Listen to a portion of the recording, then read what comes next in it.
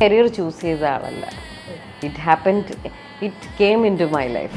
അങ്ങനെ ഒരു സ്റ്റുഡൻറ്റിൽ നിന്ന് ഇപ്പോൾ ഒരു 9,000 ഓളം സ്റ്റുഡൻസായി. പിന്നെ എൻ്റെ മോള് ഇൻഡിഗോ പൈലറ്റാണ്. എൻ്റെ മോളുടെ ഹസ്ബൻഡും ഇൻഡിഗോ പൈലറ്റാണ്. എൻ്റെ മോള് ഭയങ്കര സപ്പോർട്ടാണ്. പറഞ്ഞാൽ എൻ്റെ മോൾക്കറിയാം, ബിക്കോസ് സപ്പോർട്ടെന്നല്ല, ജനിച്ചപ്പോഴേ ഞാൻ. അപ്പോൾ അതൊരു ഫുൾ ഹാർമണിയിലെത്തുമ്പോഴാണ് നമ്മൾ ഒരു വളരെ നല്ല ഒരു ഇൻഡിവിജ്വൽ ആവുന്നത്. അതിന് yoga is the best thing. എന്നെ സംബന്ധിച്ചോളം എനിക്ക് എന്ത് പ്രശ്നം വന്നാലും ഞാൻ പാനിക് ചെയ്യില്ല. ഐ ഓൾവേസ് ബിലീവ് ദാറ്റ് ഒരു പവർ, ദൈവം അവിടെ ആയിരുന്നപ്പം നടുവേദനയായിട്ട് ചിലവരുന്നപ്പോൾ ഞാൻ പറഞ്ഞു, ഞാൻ യോഗ ചെയ്യുന്ന ആളാണ്, യോഗ ചെയ്ത് നോക്കുന്നു. നമ്മുടെ മനസ്സ് നമ്മുടെ കൈപ്പിടിയിൽ ഒതുക്കാൻ നമുക്ക് യോഗ ചെയ്യുന്നത് കൊണ്ട് സഹായിക്കും. 100%.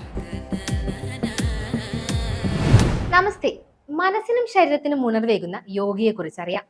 അന്താരാഷ്ട്ര യോഗാ ദിനത്തിൽ യോഗയുടെ പ്രാധാന്യത്തെക്കുറിച്ചും ഗുണത്തെക്കുറിച്ചും പറയാനായി നമ്മോടൊപ്പം ചേരുന്നത് പ്രശസ്ത യോഗാചാര്യ താര സുദർശനാണ്. Hi ma'am. ഹായ്. ജൂൺ 21 നമ്മൾ അന്താരാഷ്ട്ര യോഗാ ദിനമായി ആചരിക്കുകയാണല്ലോ. അപ്പോൾ യോഗയ്ക്ക് നമ്മുടെ ലൈഫ് സ്റ്റൈലിലുള്ള പ്രാധാന്യം എത്രമാത്രമാണ്? യോഗയ്ക്ക് നമുക്ക് ലൈഫിലുള്ള പ്രാധാന്യം എന്ന് പറഞ്ഞാൽ നമുക്ക് എല്ലാ ദിവസവും എനർജി വേണം, ഹോൾ ഡേ നടക്കാനുള്ളത്.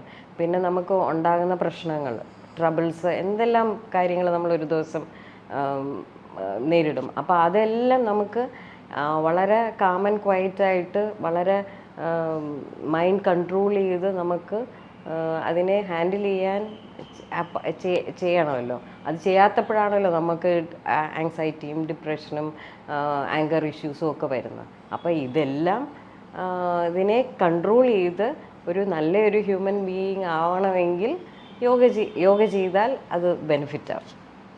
അപ്പോൾ യോഗ ഇപ്പോൾ കുറേ വർഷങ്ങൾ, പ്രാചീന കാലം മുതലേ യോഗ നിലവിലുണ്ട്. അപ്പം ഈ യോഗയുടെ ഒരു ചരിത്രം, അല്ലെങ്കിൽ യോഗ എങ്ങനെ ഉണ്ടായി, അതിൻ്റെ ഒരു ഹിസ്റ്ററി പറയുമ്പോൾ? യോഗ വർഷങ്ങൾക്ക് മുമ്പ് 5000 AD മുമ്പുണ്ടായ ഒരു കാര്യമാണ്. അന്ന് പണ്ട് പിന്നെ സിന്ധു നദീ തീരത്തിൻ്റെ സൈഡിലുള്ള ആൾക്കാർ അവർ യോഗ പ്രാക്ടീസ് ചെയ്യുമായിരുന്നു. അപ്പോൾ അവർക്ക് രാവിലെ എണീറ്റ് സൂര്യനെ നോക്കി സൂര്യ നമസ്കാരം ചെയ്യുമായിരുന്നു. അങ്ങനെയാണ് അത് സൂര്യനെ സൺ സല്യൂട്ടേഷൻ, സൂര്യ നമസ്കാരം എന്ന് പറയുന്നത്. പക്ഷേ ആക്ച്വലി സൺ എനർജി എന്നല്ലേ പറയുന്നത്. അപ്പം അതുകൊണ്ടാണ് അതിനെ സൂര്യ നമസ്കാരം എന്ന് ഇട്ടിരിക്കുന്നത്. പിന്നെ പുരാണം അങ്ങനെ പോയി കഴിഞ്ഞാൽ ഞാൻ കേട്ടിരിക്കുന്ന ഒരു ഇതെന്ന് പറഞ്ഞാൽ യോഗ ഉത്ഭവിച്ചിരിക്കുന്ന, യോഗ ആദ്യം ചെയ്തത് ആദിഗുരുവാണ് എന്ന് പറഞ്ഞാൽ ലോർഡ് ശിവയായിരുന്നു യോഗ ചെയ്തുകൊണ്ടിരുന്നത്. ഭയങ്കര കുറേ lakhs and lakhs of asanas he used to do. അപ്പം അത് പാർവതി ദേവി ഒരു ദിവസം പിന്നെ ശിവനോട് ചോദിച്ചു, എനിക്കും കൂടെ ചെയ്യാൻ പറ്റുമോ എന്ന് ചോദിച്ചപ്പം ശിവൻ പാർവതിക്ക് പറഞ്ഞു കൊടുത്തു. ഒരു നദിയുടെ സൈഡിലിരുന്ന് പറഞ്ഞപ്പോൾ ഒരു മത്സ്യം അത് കേട്ടിട്ട്, അപ്പം ഇതെല്ലാം കേട്ട് കഴിഞ്ഞപ്പോൾ പിന്നെ ആ മത്സ്യത്തിനെ ഒരു ഹ്യൂമൻ ബീയിങ്ങായി ട്രാൻസ്ഫോം ചെയ്യിപ്പിച്ചു. അങ്ങനെയാണ് മത്സ്യേന്ദ്ര മുനി ഉണ്ടായത്. അപ്പോൾ അതിലൊരു ആസനവും ഉണ്ട്, മത്സ്യേന്ദ്രാസനം എന്ന് പറയുന്നത്. അപ്പം അതാണ് ഞാൻ കേട്ടത്. ഇനി അതിന് കൂടുതൽ വേറെയും ഇതിൻ്റെ പുരാണങ്ങൾ കാണാം. പക്ഷേ പതഞ്ജലി മഹർഷിയാണ് അഷ്ടാംഗ യോഗ എന്ന് പറയുന്ന 8 limbs ഓഫ് യോഗ എഴുതിയ, അത് ബുക്കായിട്ട് എഴുതി. That is called Bible of yoga എന്ന് പറയുന്നത്. അപ്പം അതിൽ എല്ലാം പറയും. അപ്പം യോഗ എന്ന് പറയുമ്പം ഹോൾസം യോഗ അല്ല. ഇപ്പം ഞങ്ങളൊക്കെ പഠിപ്പിക്കുന്ന ഹോൾസം യോഗയല്ല ഞാൻ പഠിപ്പിക്കുന്നത് ഹഠയോഗയാണ്. യോഗ എന്ന് പറയുമ്പോൾ കർമ്മയോഗയുണ്ട്, ജ്ഞാനയോഗയുണ്ട്, ഭക്തിയോഗയുണ്ട്, രാജയോഗയുണ്ട്. അപ്പോൾ രാജയോഗയാണ് നമ്മൾ ബോഡീനെ, ഇപ്പോൾ യോഗ എന്ന് പറയുന്ന union of your body, mind and സോളാണ്. അപ്പോൾ അതൊരു ഫുൾ ഹാർമണിയിലെത്തുമ്പോഴാണ് നമ്മൾ വളരെ നല്ല ഒരു ഇൻഡിവിജ്വൽ ആവുന്നത്. ബിക്കോസ് നമ്മൾ ആക്ച്വലി സ്പീക്കിംഗ് നമ്മുടെ ഏറ്റവും പ്രധാനപ്പെട്ട ഒരു കാര്യം എന്ന് പറഞ്ഞത് നമ്മൾ ബോഡി ഫിഗർ അങ്ങനെ അതല്ല, നമ്മുടെ മൈൻഡിനെ കൺട്രോൾ ചെയ്യാൻ പറ്റണം. Mind is like a monkey, right? അപ്പോൾ നമ്മുടെ മൈൻഡിനെ എങ്ങനെ കൺട്രോൾ ചെയ്യാൻ പറ്റും? ഇപ്പം ഞാനിവിടെ ഇരുന്നിട്ട് പലർക്കുള്ള പ്രശ്നമാണ്. അപ്പോൾ ഐസ്ക്രീം കണ്ടാൽ എനിക്കത് കഴിക്കണം ഇല്ലേ? അങ്ങനെ തോന്നൂല്ലേ? ഇല്ലേ? അല്ലെങ്കിൽ പിന്നെ ഒരു നല്ല ഡിഷ് കാണുമ്പം എന്ത് ഫുഡ് എന്ത് ഫുഡ് ആയിട്ടാലും കഴിക്കണം അല്ലെങ്കിൽ നമുക്ക് ഫ്രൈഡ് തിങ്സ് കാണുമ്പോൾ ഒക്കെ കഴിക്കണം അല്ലെങ്കിൽ അങ്ങനത്തെയുള്ള എല്ലാ കാര്യങ്ങളും. അപ്പം നമ്മുടെ മനസ്സിനെ നമ്മൾ കൺട്രോൾ ചെയ്തില്ല, ഇതെനിക്ക് പറ്റൂല, ഇതെൻ്റെ ബോഡിക്ക് ശരിയല്ല, അല്ലെങ്കിൽ നമ്മൾ കുറ്റം ചെയ്യാൻ പോകുമ്പോഴും ഇതെനിക്ക് ചെയ്യാൻ പാടില്ല എന്ന് പറഞ്ഞു തരേണ്ടത് നമ്മുടെ മൈൻഡിനെ കൺട്രോൾ ചെയ്യണം. കൺട്രോൾ ചെയ്യാത്തപ്പോഴാണ് നമ്മൾ ഓൾ റോങ് തിങ്സിലോട്ട് പോകുന്നത്. അപ്പം അതിന് yoga is the best thing. Ma'am ഈ ഒരു കരിയർ ചൂസ് ചെയ്തിട്ട് ഇപ്പം എത്ര വർഷമായി? ഞാൻ കരിയർ ചൂസ് ചെയ്ത ആളല്ല. It came into my life. Coincidence അല്ല, യോഗ ഞാൻ പഠിപ്പിച്ചുകൊണ്ടിരുന്നതാണ്. ഐ ഓൾവേസ് ബിലീവ് ദാറ്റ് ഒരു പവർ, ദൈവം പവർ നമ്മളെ നെയിം ചെയ്യണ്ടല്ലോ, അത് നമ്മളെ നയിക്കും. അതുകൊണ്ട് ഞാൻ എപ്പോഴും എല്ലാവരോടും പറയും, don't think too much about future or whatever it is. If you are ട്രൂത്തായിട്ട് നമ്മൾ കറക്റ്റായിട്ട് നമ്മുടെ ദൈവത്തിനെ വിശ്വസിച്ച് നമ്മളിൽ വിശ്വസിച്ച് നമ്മൾ കറക്റ്റായിട്ട് നമ്മുടെ ക്രാഫ്റ്റ് കറക്റ്റ് ആണെങ്കിൽ you will attain wherever you want to reach. Sky is the limit. മാമിൻ്റെ ഒരു കരിയർ എങ്ങനെയായിരുന്നു? ഏത് വർഷം സ്റ്റാർട്ട് ചെയ്തു? ഞാൻ സ്റ്റാർട്ട് ചെയ്തത് 1998 ഞാൻ ഇവിടെ ആയിരുന്നില്ല, നോർത്ത് ഇന്ത്യയിലായിരുന്നു. അപ്പം പൈലറ്റ്സിൻ്റെ അവിടെ ആയിരുന്നു, എയർഫോഴ്സിലായിരുന്നു. അപ്പം അങ്ങനെ അവിടെ ആയിരുന്നപ്പം നടുവേദനയായിട്ട് ചിലവർ വന്നപ്പോൾ ഞാൻ പറഞ്ഞു ഞാൻ യോഗ ചെയ്യുന്ന ആളാണ്, യോഗ ചെയ്ത് നോക്കുമെന്ന് പറഞ്ഞു. അങ്ങനെ അവർ ചെയ്തപ്പോൾ അവർക്ക് ബെനിഫിറ്റായി. അങ്ങനെ അവിടെയുള്ളവരെ ഞാൻ പഠിപ്പിച്ചിരുന്നു. അവിടുത്തെ അഫായിലൊക്കെ ഞാൻ പഠിപ്പിക്കുമായിരുന്നു. പിന്നെ ഞാൻ നാട്ടിൽ വന്നിട്ടാണ് 2000 തുടങ്ങിയത്. അതൊരു എൻ്റെ ഒരു നെയ്ബറും ഒരു ഫ്രണ്ടും, വളരെ അടുത്ത ഫ്രണ്ടും, അവർക്ക് കാലിന് മുട്ടിന് വേദനയാന്ന് പറഞ്ഞു. അപ്പോൾ ഞാൻ പറഞ്ഞു ഞാൻ യോഗ ചെയ്യുന്ന ഒരാളാണ്, വേണമെങ്കിൽ ഞാൻ പഠിപ്പിച്ചു തരാം. അങ്ങനെ അവരെ പഠിപ്പിച്ചപ്പോൾ അവർക്ക് ഇത് ബെനിഫിറ്റായി. അങ്ങനെ ഒരു സ്റ്റുഡൻറ്റിൽ നിന്ന് ഇപ്പോൾ ഒരു 9000 ഓളം സ്റ്റുഡൻസായി. ഞാനിപ്പോൾ 27 ഇയേഴ്സായി പഠിപ്പിക്കാൻ തുടങ്ങി. മാമിൻ്റെ ഫാമിലിയും യോഗ ചെയ്യാറുണ്ടോ? എല്ലാവരും യോഗ ചെയ്യാൻ സപ്പോർട്ടാണോ? എൻ്റെ മോള് ഭയങ്കര സപ്പോർട്ടാണ്.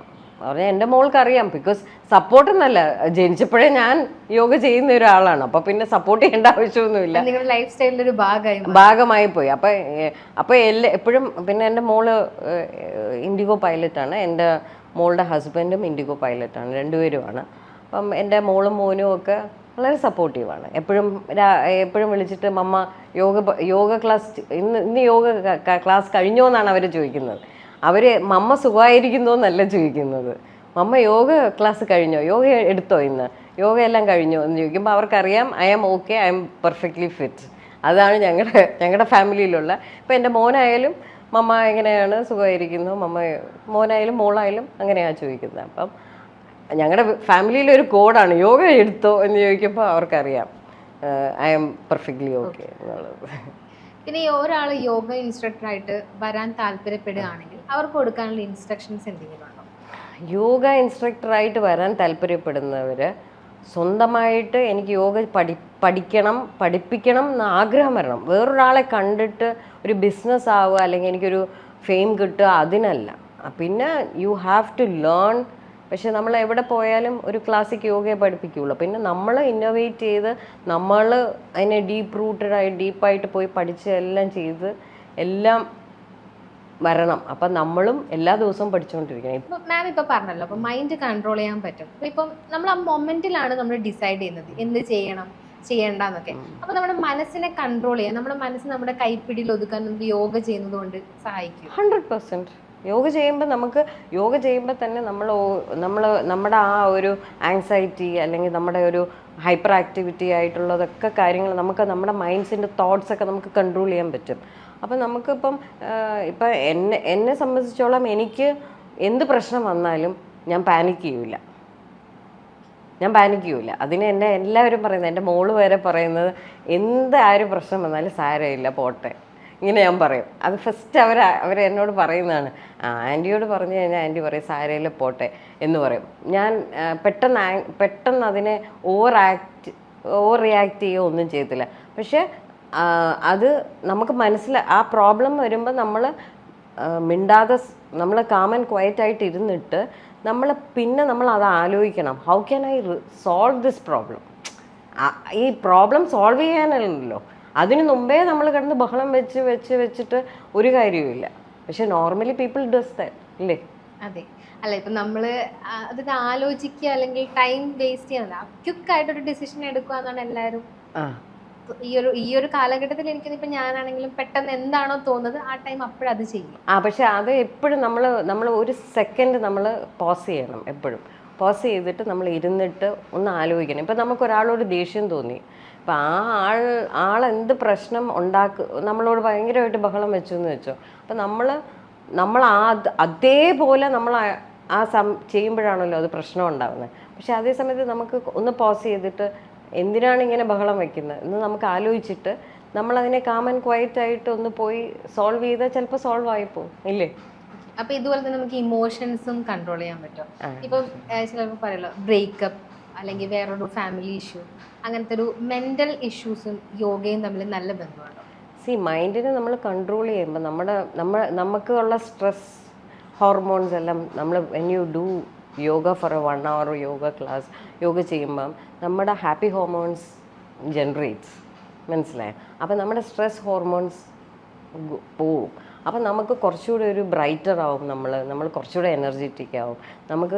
നമ്മുടെ ബോഡിയെ നമുക്ക് കൺട്രോൾ ചെയ്യാൻ പറ്റുമ്പം, ഇപ്പം ശീർഷാസനത്തിൽ നിൽക്കുന്നു, അല്ലെങ്കിൽ നമ്മൾ വേറെ സാധനം സ്കോർപ്പിയോ നിൽക്കുന്നു, അല്ലെങ്കിൽ നമ്മൾ പിന്നെ സർവാംഗാസനത്തിൽ നിൽക്കുന്നു, ഒക്കെ നമ്മുടെ ബോഡിയെ നമുക്ക് കൺട്രോൾ ചെയ്യാൻ പറ്റുന്നു. അപ്പോൾ when you are feeling that you can control your body, നമുക്ക് നമ്മുടെ മൈൻഡിനെയും കൺട്രോൾ ചെയ്യാൻ പറ്റും. നമുക്ക് എന്ത് കാര്യങ്ങളും ഫേസ് ചെയ്യാനും അതിനെ തരണം ചെയ്യാനും പറ്റും എന്നാണ് എനിക്ക് മനസ്സിലായത്.